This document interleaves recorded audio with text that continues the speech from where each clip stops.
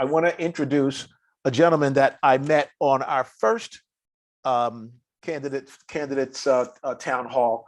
The guy has a curriculum vitae that is just literally amazing. And every time I talk to him, I learn something different. And I wanted to bring him on as our faith-based advisor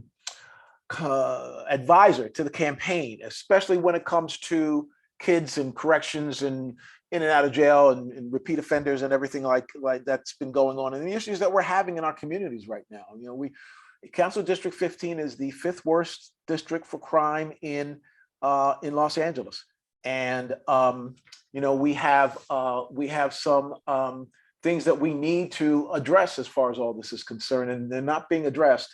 So I wanted to get someone who had experience inside of prisons.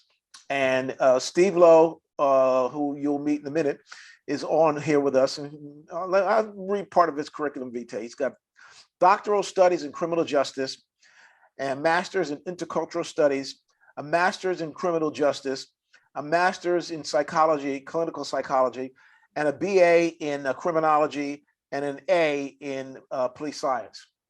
And that's a lot.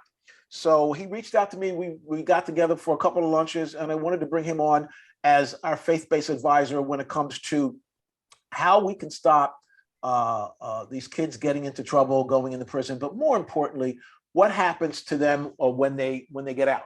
What happens to them when they come out of prison? What do we do with them in order to get them not to go back? And Steve, if you're going to mute yourself, I'd like to, one, introduce you and thank you for being part of our team here. I really appreciate you coming on. And Todd, why don't you tell us a little bit about you and what you've done with one of the things that you've done down in the Pacific Youth Correctional Ministries down in Orange County. Tell us a little bit about it, and then we'll have some questions from there. You have me unmuted? Yes, you are. All You're right. good to go. So the Lord has privileged me to work with incarcerated youth for a half a century. And the last 41 years has been in Orange County as their Protestant chaplain for Orange County Probation and Social Services. So we've had tens of thousands of contacts with those youth, lots of deep counseling sessions regarding all of the issues of their lives. And as a result of that, having to mobilize the faith-based community on their behalf. The youth have a lot of needs. When they get released, they have a ton of needs. But inside the institution, they have a lot of needs as well. We have to have a full cadre of services for the youth, the church services, Bible studies, one-on-ones, counseling, discipleship, mentoring, special activities, materials. But at the same time, getting the youth prepared for when they get released is pretty pivotal for us. The average youth leaves the facility, and within about 2 weeks, the wheels start to come off. Even if they leave the facility pretty hot to the touch, and they've really been affected in a positive sense by all of the rehabilitation efforts of the system, it takes about 2 weeks before the wheels start to come off. So we've been really focused. We've had a mentoring reentry program since '98, in which for those youth that seek to have a mentor and want to have that relationship, that relationship begins inside and then follows that youth into the community. What the church does, obviously, the faith-based community provides prayer support, financial support, there's resources. Today, I got an email and a voicemail from a person who said that their neighbor had been arrested and is now in juvenile hall as of yesterday. And could we possibly go make a visit with that youth? So I've assigned my staff to go and meet with that youth today. And that's one example where she had gone to her pastor, Calvary Chapel of Mission Viejo, because that church is a correctional ministry programmed church. They've taken correctional ministry on. They've made a decision that needs to be something that they do. And everybody in that church knows that. So when her neighbor got arrested, she was able to call up the pastor and say, we don't know what to do. And the pastor referred her to me. And we'll be making contact with that youth. And then we'll be encouraging that youth pastor to come in and meet with that youth.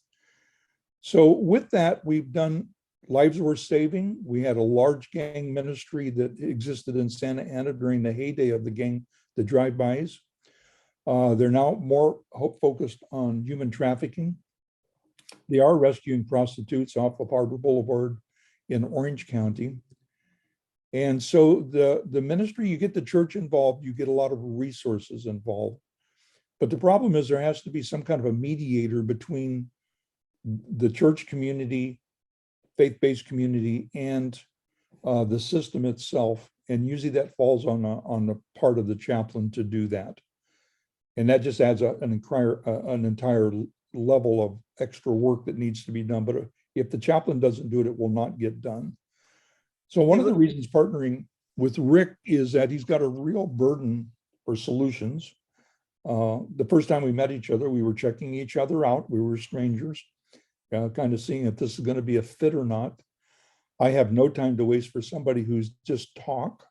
And I really discovered quickly, Rick is not just talk. He's a doer.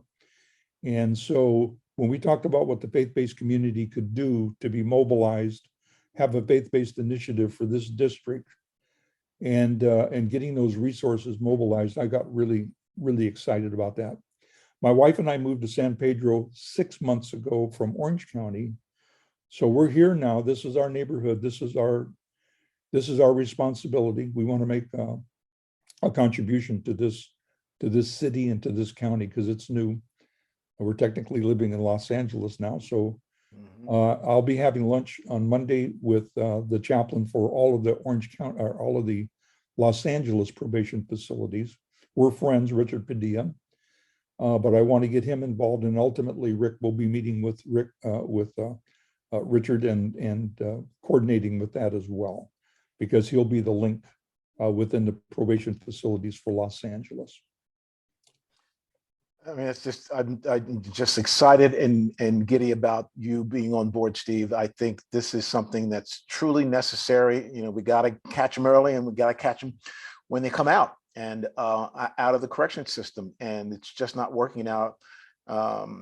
It's something that needs to get done. And hopefully we will be able to obviously win this race and then take this to the next level. So you're based in San Pedro. You see a lot that's going on there. Not a type of program that you're talking about is not happening there. What can we do to make it your program a success, not only in San Pedro, but also in Council District 15 and hopefully across the whole city? How do we start that right now? Well, that begins with meeting with pastors of all the churches and saying, do you have a correctional ministry? They will say no. Would you like to have one? They'll say, I'm not sure. Then you begin talking about the fact that they have people in their congregation that either have had a criminal past or they have somebody in their family that's had a criminal past. And there's people in that church that's hurting, they're ashamed, they're embarrassed. And then that church is not really dialed into the fact that there's that level of need in their church. So you start by sensitizing the church itself.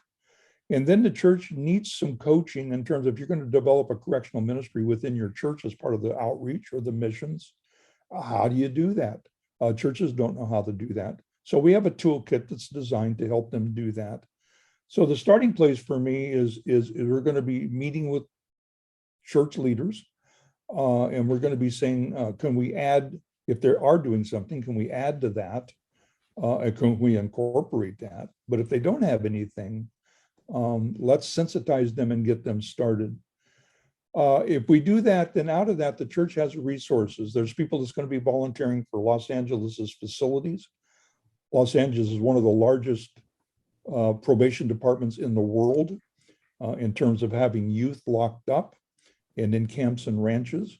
All of those youth are going to be returning to the community. What are we going to do about that? Churches have to play a role for that. So to begin with, it's the sensitization, and then it's the equipping. And then we have the relationship with the inside people inside of LA County probation. Then we can be doing the inside outside part of that. That's the starting place. Okay. Can you give me an example of something that you've learned by doing all this? What have you learned? You said you've done this for 50 years. Um, the first year you did it to where you are now, but tell us what the differences are and what you've learned that is maybe unique.